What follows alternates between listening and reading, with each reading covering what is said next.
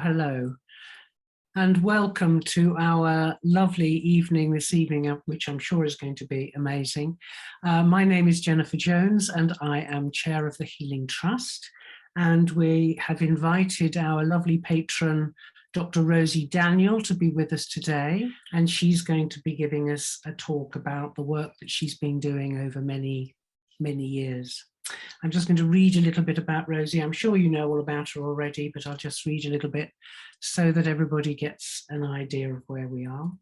So for almost 40 years practice as an holistic doctor, Rosy has referred every single person she has ever seen for spiritual healing. When first in training at the Bristol Cancer Help Centre during the 80s, now known as Penny Bron Cancer Care, she became fully aware of the absolutely vital role of the healers in lifting the spirit, vitality and motivation of the visitors to make it possible for them to embark upon a self-help journey at all. In 2000, she synthesized all she had learned about holistic healthcare into the health creation coaching approach, which starts with assessment of our current life energy factor. And I will hand over to Rosy. Thank you so much for joining us. And I'm going to hand over to you. And we look forward to your talk for this evening. Well, first of all, it's a total joy to be here with you all. I can't believe that we're connecting across the world this evening with this amazing technology. So wherever you are, absolutely the warmest welcome. And it's really my huge privilege to be a patron of the Healing Trust, for whom I have the utmost respect, and to all of you healers that are with us this evening. I think you are the unsung heroes and heroines of our health system in the United Kingdom, because I know how much work goes on, how much love, how much generosity, kindness, dedication you will bring to what you do. And my gratitude knows no bounds. So I'm going to tune you in a little bit to my story, and where it all began for me was at the amazing Bristol Cancer Help Centre. I trained in medicine in Cardiff and I qualified in 1983. But before I even went into medicine, it was my interest in the mind-body connection which had got me going with the holistic health model. I had a best friend who had a horrible irritable bowel condition. And I noticed the way that when she was happy and excited and fell in love, that it got better. And when she got anxious and frightened and conflicted, it got worse. So that really got me thinking. That was back in the 70s, about what on earth was going on here. And I was witnessing the mind-body connection. And that got me curious and led to me studying medicine. So I was already on board with a holistic framework before I went into medicine. And as I came through medicine, thank goodness, it was the time of the formation of the British Holistic Medical Association. So I went along to conferences, found kindred spirits, one of whom was a very dishy doctor from the Bristol Cancer Help Centre, who was talking to us about the different modalities and particularly the role of perception in the healing process. So I hot-footed it down to Bristol, so inspired by what he said and so keen to follow him to wherever he was coming from, and came across the absolutely wonderful Canon Christopher and Mrs. Patricia Pilkington, who were absolutely on fire with their healing mission. Christopher had been a minister of the Church of England. He was canon in the St. Stephen's parish in Bristol, but being of a somewhat introverted nature, he'd found that his ministry of healing was for him the thing. You know, he was good at the ministry of the word, but for him, the real joy and the real work was through the Ministry of Healing. And I'm not sure if any of you went and had the privilege of going there, because we are talking, they began in 79. And I didn't find them till 1985, but that's when all the lights went on. My search was over. The day I met Pat Pilkington, it was as if I had come home. And, you know, it couldn't have been a more joyful, I'm going to say, reunion, because we just knew we knew each other, and it was absolute love at recite. So so that's when my introduction to spiritual healing began in 1985. And I'm just going to flip across to my slides. So I can go to share screens. Yeah, so I joined the amazing Bristol Cancer Help Centre, which is now called Penny-Brohn UK. And it was everything I had been looking for, because in one centre, people were being cared for, body, mind, spirit, and environment. And people were being invited to use the crisis of a cancer diagnosis as an opportunity for transformation. And transformation from lives of stress and struggle and hurt and disappointment and boredom to lives of truth and passion and purpose and meaning. And what I saw was quite incredible. But what became clear to me was that the thing that was lifting people, that first octave to make all the other self-help work possible, was the healing. So these pictures on the left is the centre as it is today, a most beautiful building just out to the west of Bristol in Pill, purpose built now with 24 bedrooms. Down in the right-hand corner, the beautiful teaching kitchen, and above somebody receiving healing. So I found the centre in 1985, and through that time of my medical training, I have a younger brother who's completely out with his story, so I'm not breaking any confidence, but who had very severe mental illness. He was bipolar, and he was swinging between extreme depression and major highs, which were taking him into great danger. And a couple of times I had the heartbreaking task of having to get him sectioned into a mental hospital. I felt like the worst sister in the world. And at the time that I met Penny-Brohn, I just was absolutely broken, saying, what on earth, Penny, what on earth can I do? And here are the beautiful Penny and Pat Pilkington, as they were when they started their mission with the centre. And I said to Penny, what on earth can I do to help my poor darling brother? I am absolutely at my wit's end. And she very wisely said to me, you can do nothing at all. What you need to do is come in from the top. I said, what on earth do you mean, Penny? And she said, well, you need to get the healers involved. And that was quite new to me at that time. So I said, tell me more. And she said, I'm going to introduce you to a healer, and she will help your brother. And I said, well, how can that be? He's in a ghastly mental hospital, and they're never going to let healers in there. And she said, the healers don't need to go in. They just need to tune in and get the healing going. So she introduced me to a wonderful, wonderful healer in Bath called Cynthia Evanson. And I phoned Cynthia the next day and said, can you help? And she said, absolutely, but will you hand him over to me? And I said, absolutely, you bet I'll hand him over. So she said, you know, she was kinder than I'm going to say it, but she was more or less saying, you're part of his problem, sweetheart. And actually what you need to do is back off, take care of yourself, and let me and the healers work with him. So about 6 weeks later, when my brother was back down to earth again, and was beginning to get some insight into his condition, he did finally invite me to come back and see him. And the first words he said to me were, "Rosie, I don't know where it's coming from, and I don't know what it is, but I am being helped."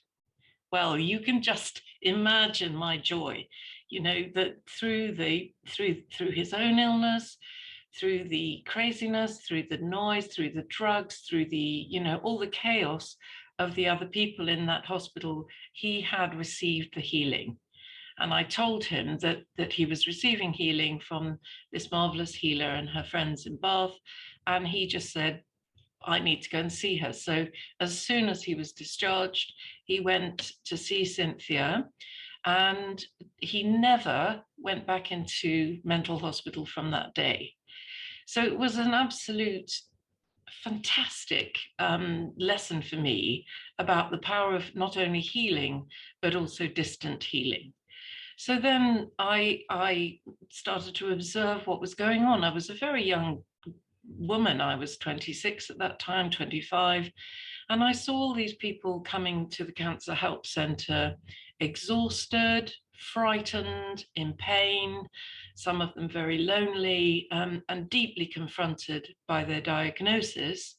And what I could see happening was that even for people who had no faith, and who were quite skeptical about the healing, that it was actually making a huge difference. And this is my analogy. You see these boats. This is the harbour at Lyme Regis, and when the tide goes out, these boats can go nowhere.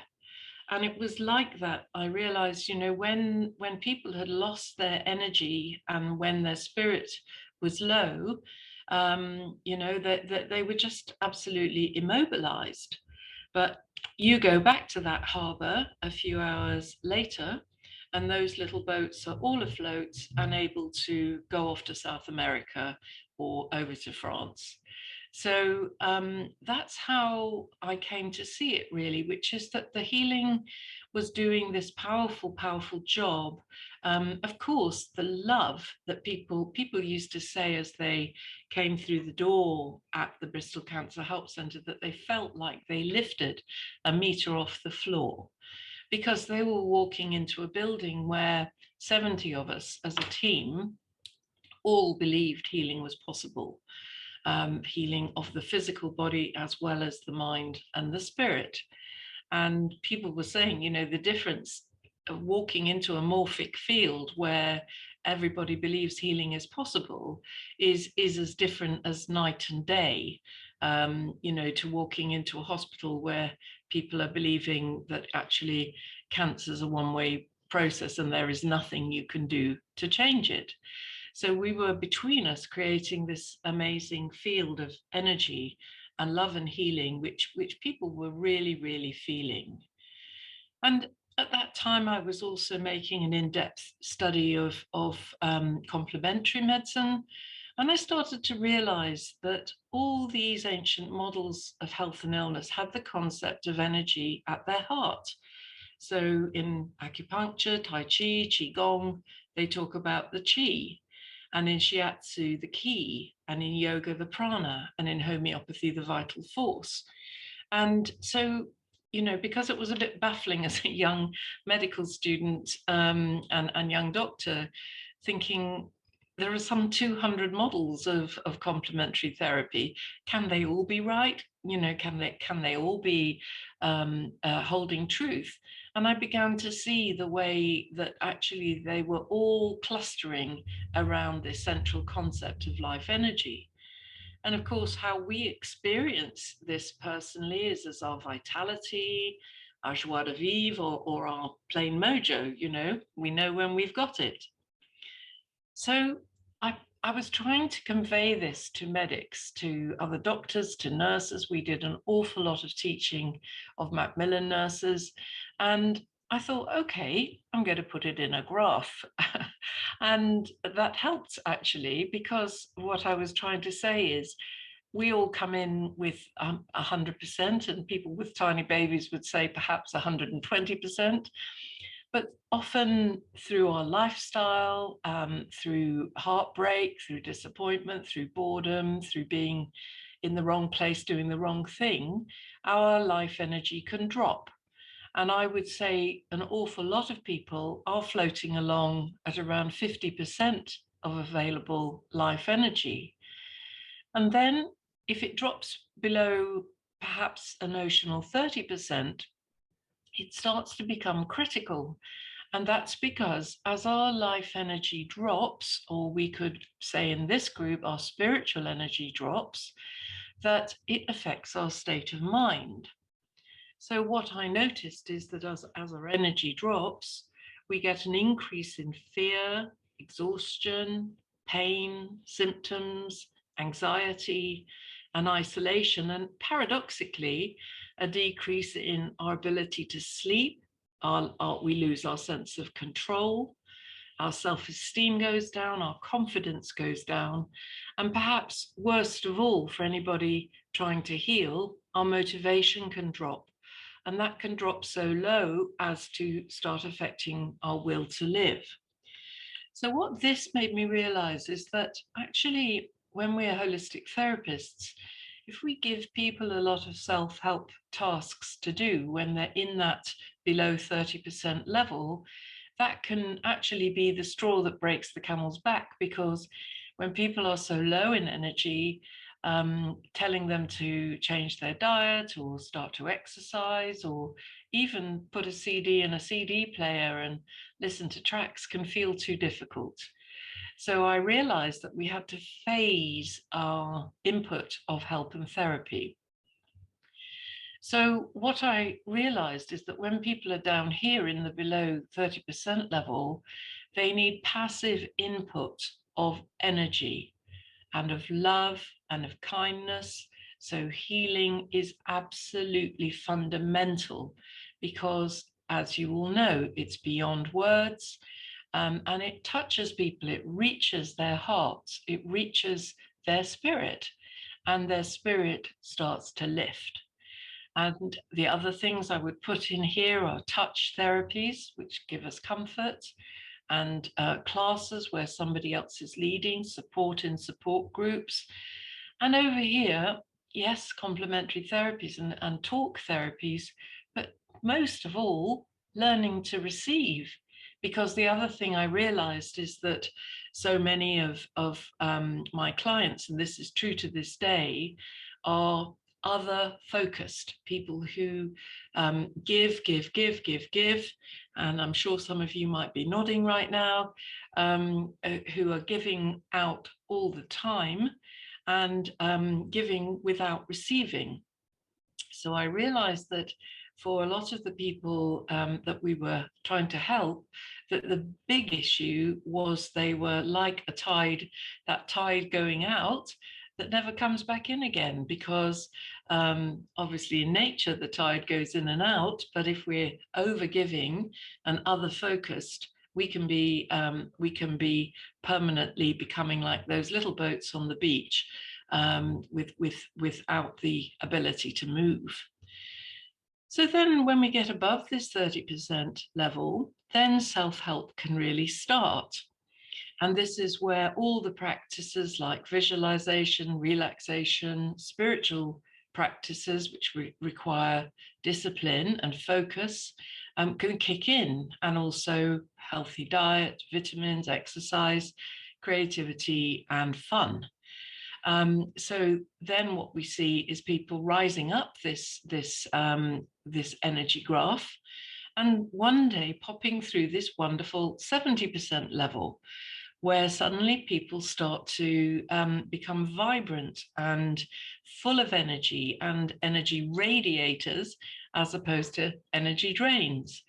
And of course, this is the place from which all of us as healers and teachers should be doing our work, from the full place, from the overflow of the full cup, the full chalice of healing love and energy, as opposed to from the empty place when we are ourselves heartbroken and exhausted and deplete. And the thing that I gradually began to realize more and more over time is that actually as our energy level rises, our life energy and our spiritual energy rise, so does our consciousness. So what I began to realize is that as people's energy was going up, they began to remember. They began to remember who they are. They began to remember that dying is not the end. They began to remember where they'd come from and where they were going. So it was absolutely clear to me that there's this fundamental relationship between life energy and love and consciousness. So what's going on in society? Well, I don't know if you've heard about the TAP syndrome, tired all the time. Well, apparently 47% of GP visits, people say they feel tired all the time, that they go to bed tired and they wake up tired. And in an acupuncture practice, that would be seen as the red light flashing, because in the energy medicine models, when we start to become depleted in energy, that starts to show us that we're out of balance, and that's a red flag and a red alert for us to take notice. But what do we do in Western medicine? We have another coffee, we have another glass of Sauvignon Blanc, we push ourselves that bit harder. And we go, I'm sure you'll most of you have seen the Nixon stress curve, that relationship between stress and performance, where we go up to a certain level of stress and then we peak. And then the harder we push, the lower we go, down to the point of burnout. So it really occurred to me that we need a model where we can help people recognize what's going on with their life energy. And of course, this has really reached crisis levels, with the levels of sickness and hurry and worry that people have, not to mention getting stuck into the world of TV and violence on TV and deadlines of bills and you name it. So it makes, in my mind, our life energy, and in this group, I can call it what it is, our spiritual energy, the most important thing to be taken care of. So I decided to try and create a model whereby we can map what is our current level of life energy. And I was given this model one day when I was thinking about it, because all the people coming to us at Bristol were seeing a whole team of us. They were seeing a holistic doctor, holistic nurse, transpersonal counselor, nutritionist, healer, group therapist, body workers. You know, it was quite a feast of therapy. And all of us were getting a lovely, clear picture of what was going on with people, but we weren't giving them a map so they could see for themselves where they were strong and where they were vulnerable. So I put together this wheel, which is called the picture of health. And it's divided into 3 principles for the body, 3 for the mind, 3 for the spirit, and 3 for the environment. And what you do is you answer 10 questions, yes or no, on each of these spokes of the wheel. And this is now an online tool, which I'm going to invite any of you to do after this talk, if you would like to. And what it does, the digital version, is it works out our life energy factor. So this is what it looks like when you've completed it, because you go through the survey answering just simply yes, no to these questions, and the little program fills in where your yes answers are. So the blue shaded area in the middle is all the places where I'm taking really good care of myself, but the areas around the outside are where there are gaps. So what it means is that we can see, if we read this, I use this tool for the training of the health creation mentors, who are the health coaches. I train to work with people who want to regain their health and happiness. So you can start to read a picture of health by seeing, okay, which are the empty quadrants? Where are the gaps? So this person's got not a very great relationship with their food and drink. They're quite toxic. They're quite stressed, quite happy in relationship, but they're a little low emotionally, but very low in their energy and also in their community and networks. So it then also calculates, the computer turns it from a picture into a score. And so people who like graphs and scores can actually have a measurement of a life energy factor. So it means it's deceptively simple but potent, this tool, because people can see straight away what's going on and where are the areas they need to work, and then the mentors work with them to create what we call health creation goals. So I'm just going to show you a couple of examples here. If you have a look at this, these were 3 people who came to me, all with saying, I feel tired all the time, completely exhausted. And over here, we see that there's a great big dip in the body. So what does that mean in reality? This person's eating a heavy, rich diet. They're not exercising. They're quite toxic. Not too stressed, fairly happy, actually quite expressed, out of touch with nature, and very low in energy. So who might this be? Well, it's actually the picture of almost every one of us in the Western world right now, because a lot of us, very out of relationship with our body.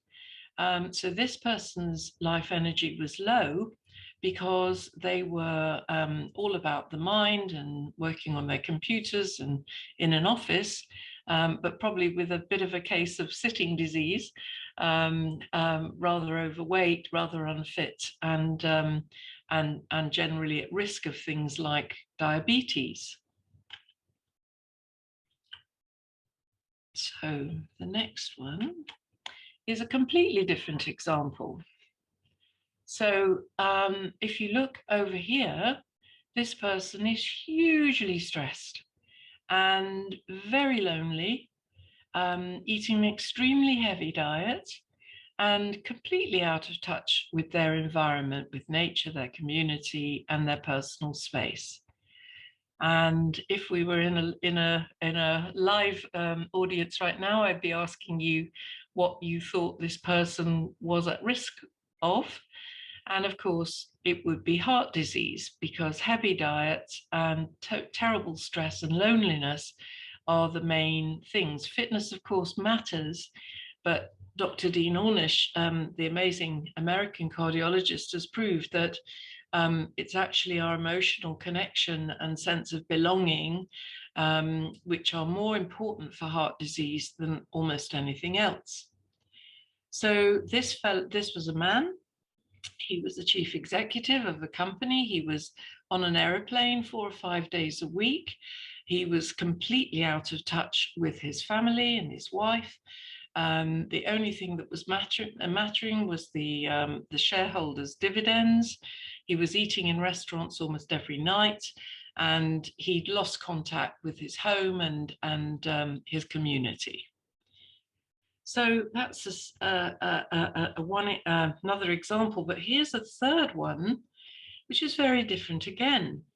And this particular person, you can see that the relationship with food and exercise, nature, community, personal environment is pretty good. So you've already guessed, yes, this is a woman. But she was stressed, she was unhappy, she was lonely, she was unexpressed in herself, and very low in energy. And this can quite often happen to women who are dedicated to their homes, their children, looking after, again, other focused, who stop doing the things which they love in favor of looking after everybody else. And I'm sure the quick-witted of you amongst us might have already guessed who this lady could be. Well, she was actually the wife of the other guy, the last guy, and the stress she was going through was self-stressing with her own perfectionism, having to keep her house and her children and everything. She was feeling very lonely because her guy was always away. But emotionally, she was feeling quite bitter and angry and like she was doing all the work, which she was. And she was also very worried that he had a girl in every port and that their relationship was falling apart. But probably the most risky thing for her was that she was not being true to herself. She dropped all her interests, her interest in history, her interest in her violin, and she was really at risk of empty nest syndrome. When her kids were grown up, you know, and her husband potentially had flown the nest, you know, where did this leave her? So these are three examples of the way this tool can show us where the risk factors are and give us a really quick route in to working with people in a very holistic way.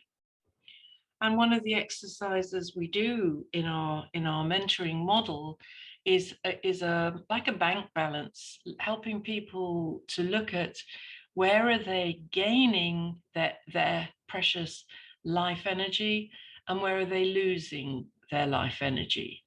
And Carolyn Mace once said to me, Rosie, ask your clients, your patients, to whom have you commended your spirit? So, you know, she said, think of our spiritual energy like an amoeba with little tentacles going out in all directions. And she was saying, if you're hemorrhaging your life energy, your spiritual energy into the past, into relationships, into being overcommitted, into properties, you know, that there are energy sinks, as it were, all over the place.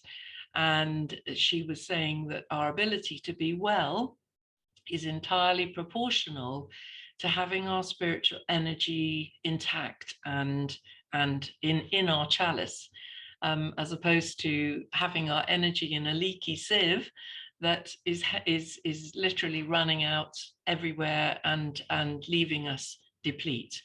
So as well as teaching people how to receive, we have to then, the step to making that successful is to then say, okay, you need to move yourself up the list of people that you care for and be able to hold on to your life energy or your spiritual energy like the precious elixir of life in that chalice, so that you have your energy and it builds.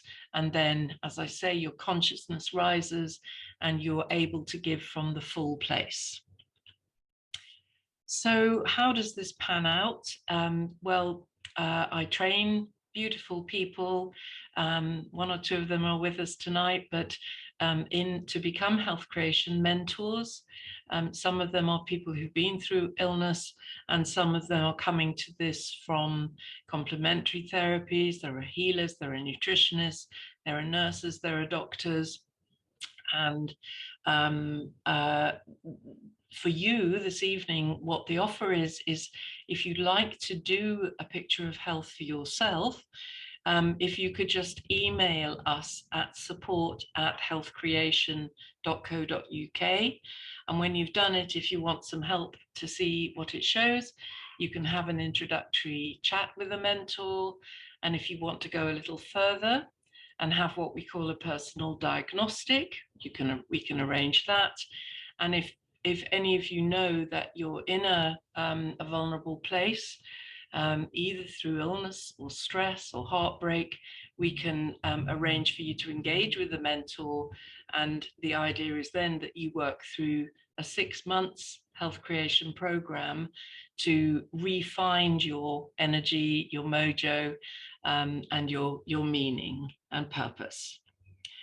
So I just want to also say that, of course, as healers, we need to help prepare to heal people into their dying as much as they're living. And I'm sure that most of us here this evening will be feeling or experiencing death as a transition rather than an ending. But as you know, many people are in terror of dying, either because they've had a terrifying past death experience, or because they just have no sense of the eternal nature of life and living. And so I had the great privilege. I've mentioned my huge love for Pat Pilkington, who founded the Cancer Help Centre with Penny, sorry. And in the last 2 years of Pat's life, I had the most incredible privilege to be beside her and to try to map Pat's knowledge. And I was saying to Jennifer the other day that I divided this into her knowledge, her gnosis, and her knowing, the knowing that she learned from her teachers and the spiritual traditions.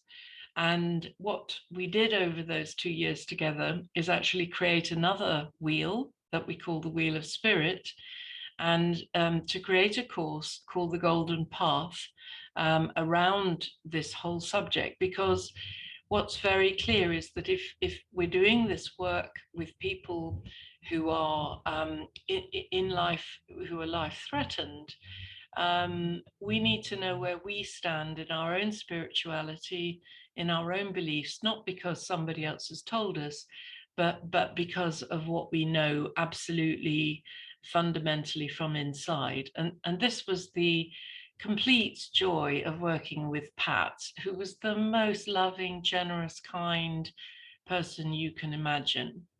And Pat did a spiritual mentorship process with the clients coming to the Cancer Help Centre. She did a group every week. She helped people connect with their own healer, with their own beliefs, with their own moments of spiritual truth that they had experienced. And in every group that she had, there was usually somebody there who'd had a near-death experience, or who'd had experienced guidance, or who had received or who had seen an angel or had a vision, and who touched into higher consciousness and started to really experience the higher levels of truth and beauty and divine love, which is accessible ultimately to us all. So what we did was we talked about her spiritual experiences. And so in this course, we're encouraging people to tap into your own spiritual experiences. And then in the second weekend, to look at the teachings you've received from your own teachers, from the spiritual traditions, to find what Pat called the golden thread, the truth running through all of the religions, and most important of all, our own truth. And then in the third weekend, what we're looking at is our spiritual growth. So Carolyn Mace, as many of you will know, wrote many books: The Anatomy of the Spirit, Defy Gravity, many brilliant books talking about our sacred contracts and the fact that as spiritual beings, we arrive and take our incarnation in physical bodies with a pre-agreed contract. And that our task is our learning and coming to understand what are our lessons for this life, what are the things that we're here to learn. And then, of course, finally, the biggie is, how do we then apply all of our spiritual knowledge and truth in our daily lives? And for me, Pat was the most incredible example of service. And when she ran her groups, her dedication was such that for the week before she was running a group, she would sit and pray every day and visualize her group in the healing room. She would visualize, she would call in an angel healer for every single person in that group. And she was preparing, I've used the word morphic field. This is the Rupert Sheldrake concept of, building the energy such that people can tangibly feel that spiritual lift. And she was building that for at least a week before people came. And then along she would go and don her twin set and pearls and be Pat, the vicar's wife. And as she put it, she didn't want to scare the horses, she'd be very natural and normal and friendly and warm. But she'd go into the room and she said it was almost like she'd met all of them already. She knew how many there'd be there. She could almost recognize the faces because she'd been working with them for all that time. And she went on to give every single person she ever met in those groups her business card, so that they could, if they so chose, start a spiritual mentorship dialogue with her. And she would sit in her study on into the evenings with her books all around her. And as these messages of real distress would come in through the dark night of people's souls, she would reach up to her books and always find the right book, the right quote, exactly the right message of love and wisdom and insight to give back to that person. So we're going to run this course again this year, and we have recordings of Pat talking to share with you, and that runs from July to September. So there we are, my dears. I think the most important other thing that I wish to say is just to express to you all my absolute lifelong respect and gratitude and admiration for all of you as healers. Because as I said at the beginning, the holding that you give, the support, the kindness is just unsurpassed. So thank you all for your attention. I'm going to stop sharing now and open to questions. Thank you. Thank you so much, Rosie. I forgot to say earlier, actually, that if people do have questions, please do put them in the chat box, because we'll be able to read them to Rosie, and she will be able to answer some of your questions, I'm sure. So if there's anyone who'd like to, somebody's put something in already. Is the course online, it says, Georgina asks. So the mentor training is online, and that runs from October through to March, which is a 6 months training with 4 weekends. With the Golden Path course, we're going to hold a physical group in Frome, but we're going to have a go at doing a dual, because for a lot of people, it's not very practical to come to training. So and I've already got one person who wants to do the course from India. So I think we're going to see if we can do it virtual and in person. Okay, yes, understand. Fantastic. And let's have a look at another question here. So Carol is asking, is the training for health mentorship, please? Yes. So, well, the first one, the mentor training, is to train people to be holistic health coaches with this idea of the life energy model behind it. But it is, as you can tell, we're helping people on a soul journey. We're helping people to become themselves, to live true to themselves. One of my spiritual teachers, Ram Dass, he summed it up in the most beautiful way. He said, us human beings have only got two jobs to do. We've got our somebody training and our nobody training. So by which he was meaning, we need to individuate and express fully our humanity and take hold of life. And we need to be able to let go of life and transcend at a moment's notice. Tall order, I know, but in the mentorship training, we're trying to help people to live their life to the full, whilst also developing their equanimity, their peace, their connection to source. So that's really a professional training, whereas the Golden Path is more of a personal development program for those of us who wish to think about our own spirituality. And I was going to create a spiritual mentorship training program, but our other patron, the wonderful William Bloom, who's talking on Saturday, has already done it, because he runs the Spiritual Companions Trust, and he does a brilliant training for people who want to work in that role. And of course, there are other amazing trainings. There's Hermione Elliott, there's Felicity Warner, there's Manisha James, all working to bring people forward as doulas and spiritual midwives.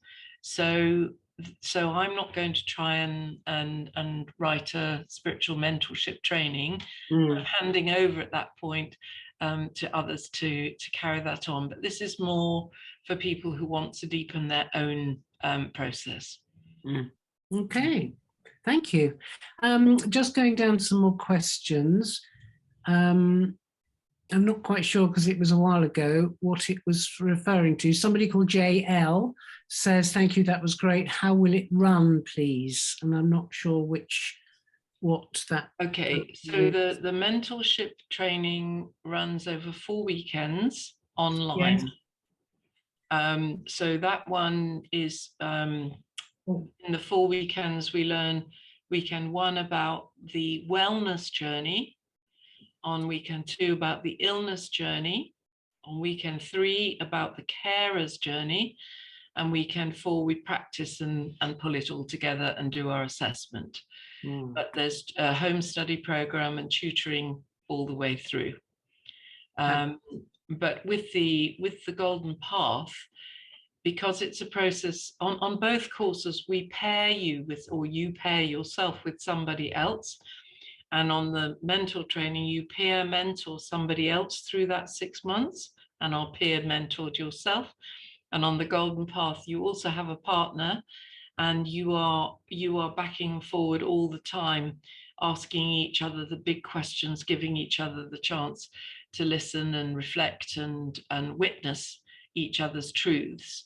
And then when you come together, when we come together in the group, we have a deeper sharing and we support each other to keep our focus on our spiritual practice and on living true to ourselves spiritually. Sounds wonderful. I want to come to all of it, if I may. So Jane has said, thank you so much, Rosie, you speak so well. Oh, that's just a nice thing to say. Thank you. Love, God bless, she says. Emily says, how do the mentors become mentors? I think you may have touched on that, not sure. I think that before the mentor training starts, they receive mentoring from my co-trainer, Sue Caden. During the training, we teach the mental skills, the reflective listening, the deepening, the challenging, the coaching skills. But we also, I teach, when I was at the Bristol Cancer Help Centre, we did some research to map the stages of the illness journey and the needs and what we call the roots out.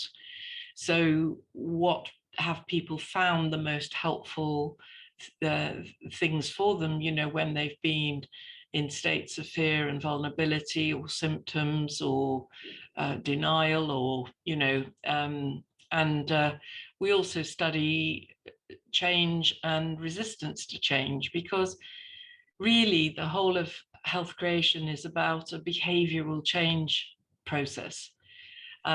You know, we are now in the United Kingdom and Europe up to a level of 1 in 2 lifetime cancer risk. Goodness. How ridiculous is that? You know, how could that possibly have happened, that we've got ourselves so out of balance with nature, that our cells are mutating in that way? And it doesn't just take one step for a cell to mutate, it takes 6 steps. So, you know, a cell has to have gone wrong on 6 levels to turn into a cancer cell. Wow. So this is quite a massive problem, isn't it, in terms of what's going on in nature with chemicals and electrical interference and you name it. And if people have a genetic predisposition to cancer, having 6 levels goes down to having 2 levels of degradation that need to happen. Okay. So even if you have a genetic mutation, it's not that you're necessarily going to get cancer, but you've got a higher level of risk. Yes. So yes, how did I get there, Jennifer? So let me just, there's a question about wanting to see one of the slides again, but I'm not going to put that one to you just now because there's more questions here. Susan says, where can we get details of courses and how much they cost? And I think you've already said that you email support at... If you just email support@healthcreation.co.uk, we will send you the flyers, and either myself or Sue Caden or Ali Phillips will talk to you personally and find out what you need on your learning journey and what's right for you. Yeah. And then Jess has also asked a similar question: how much will the spiritual course? Well, presumably also they need to go to the health creation. But I can say that course is a 4-month course and is £750. The mentor training is more because it's a professional training with a qualification. It's £1,900. It's also 4 weekends, but there's a lot more home study. There's a probation period afterwards where people are guided through. So that's the sort of parish. We always make things work for people financially with either plans or helping to get bursaries, or, you know, if people want to do these courses, we find a way of making it work. Yeah. Okay. Lovely. Thank you. Teresa, she's one of our lovely trustees for the Harry Edwards Healing Sanctuary. And she's said, thank you, Rosie. What is your vision and hope for healing in practice in the future? Nice question. Thank you, Teresa. Well, my hope really is that the role of healing is thoroughly understood and known, and that every GP in the country has got a flock of healers around them to whom they refer as a first call, not as a last call. You know, following the example of Dr. Michael Dixon at the Columpton surgery, a friend of mine who had a healer called Irene in his GP surgery down there, and they did a study of how people receiving healing from Irene, how did it affect symptoms, visits, the number of visits to the doctor, and the number of drugs taken. And on all 3 counts, they were reduced. And people obviously said how comforted they were, how kind, how nurturing it was. And that study got written up in the Royal Society of Medicine journal, but the editor said in his editorial at the front of the journal, he said, if you already believe in healing, you didn't need this study. And if you don't believe in healing, I doubt this will make any difference. So he was really just saying, you know, that people have such set minds about all of this. But Yeah. I just decided halfway through my career to stop trying to convert people, actually to work with the people who understood, and for whom this is obvious and natural. And just, I think we are experiencing a time when there's a defrosting going on, where this amazing energy of warmth and spirituality is moving through society, and that the values of care and love and spirit are emanating through so many different mediums at this time. Yes. Mm. Okay, I've got a little heap of questions coming in. And Pat says, you are inspiring. Thank you, Rosie. Emily says, this has been fantastic, Rosie. Thank you. Very inspirational. And Susan says, thank you. And Zephra says, thank you, Rosie. I very much enjoyed your talk. You are a fantastic inspiration. And you are. How wonderful. And Jennifer, maybe I could, lead on from that lovely question about the vision for the future, and how we got talking again recently, because I've been putting a lot of energy into the charity that I run called the Health and Wellbeing Trust.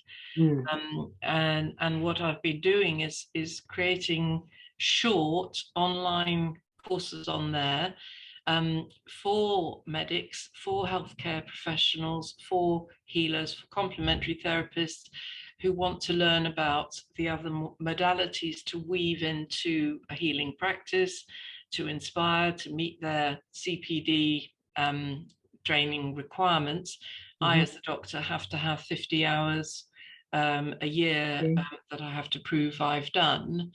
And so this is a bit of a legacy project for me to help put some of the great teachers that I've learned from, and your good selves, the healers, onto this platform, so that other ardent souls coming along, who want to become holistic medics, can learn from the great teachers. And I'm feeling it a bit like, the Doubleday seed bank, where they're, do you know about that, where they're saving precious apple seeds and pear seeds and plum seeds of rare breeds, because I do feel, of course, a lot of my teachers are retiring, and how dare they even passing on. So I'm trying to gather together some of the great teachers and just make it accessible.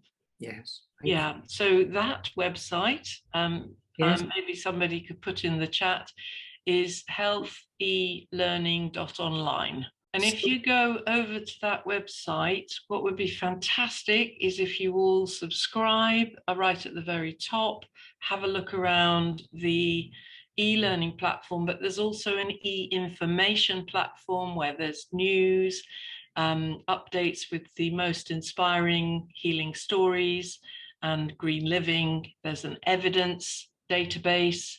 There's a resource database of all the other organizations, because my other vision is to bring the whole tribe together, because I think if we joined all of the healing organizations in the United Kingdom, not just spiritual healing, but complementary, psychological, voluntary, if we connected everybody together, I suspect it would be over half of the people of Great Britain. And maybe then we could get our voice heard and start focusing on health and healing, as opposed to medicine, sickness and drugs.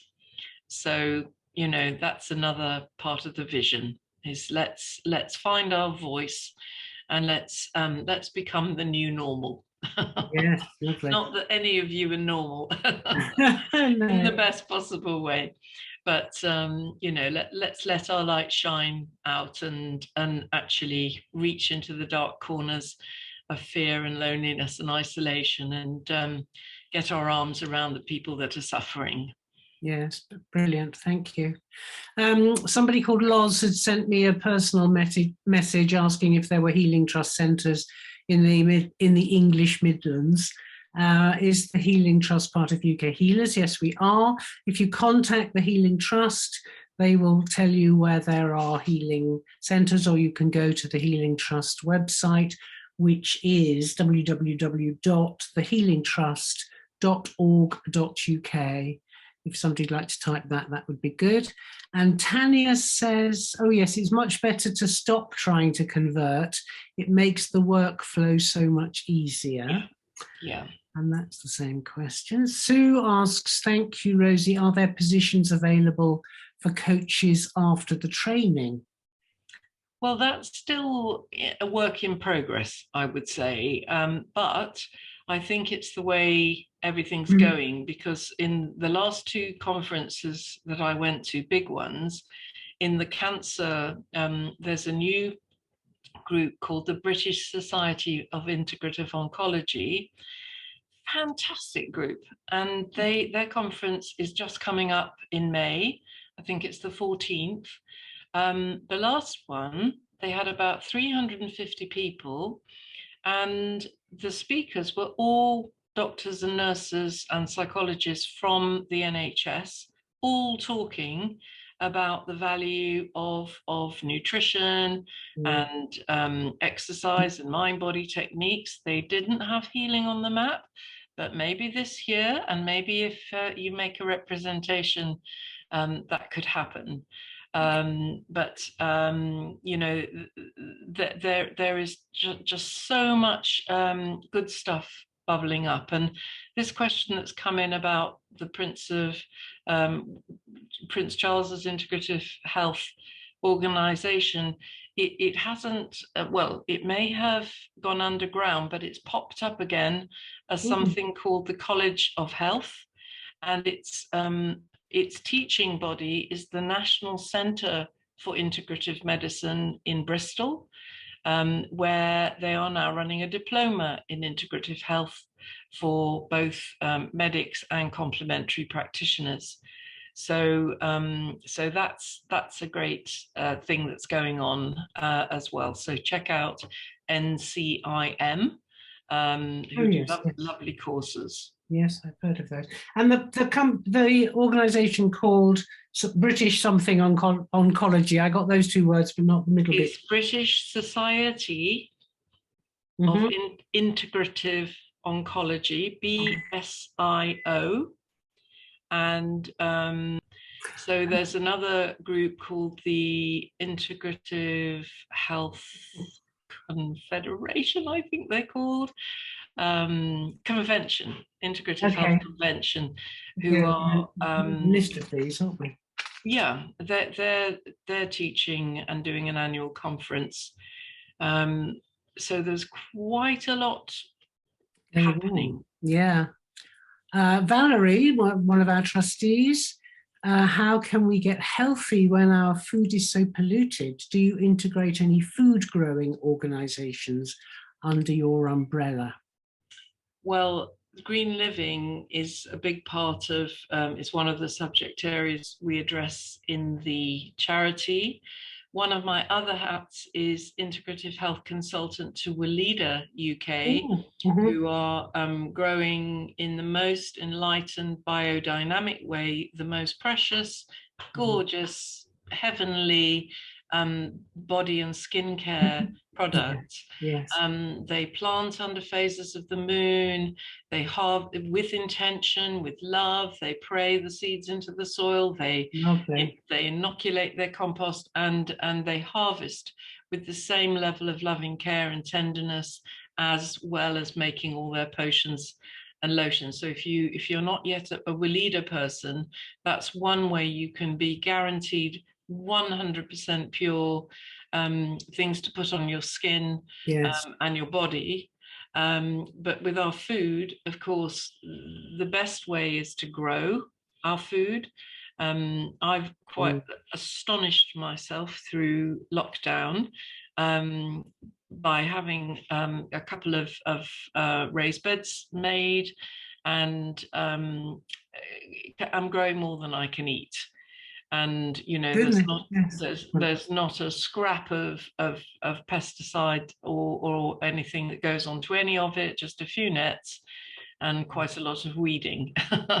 Yes. So I think growing our own is the best way. Getting a big bag of organic brown short grain brown rice and some nice organic muesli, and simplifying our diets right down, staying as much as we can off intensively farmed food, particularly dairy food, which is full of growth stimulating factors that we do not need. So I could go on, and that would be another talk. But I think that simplicity is the key. Absolutely. Yes. Excellent. Well, thank you so much, everybody, for joining us this evening. And obviously, many, many thanks to you, Rosy, for coming along and speaking with us.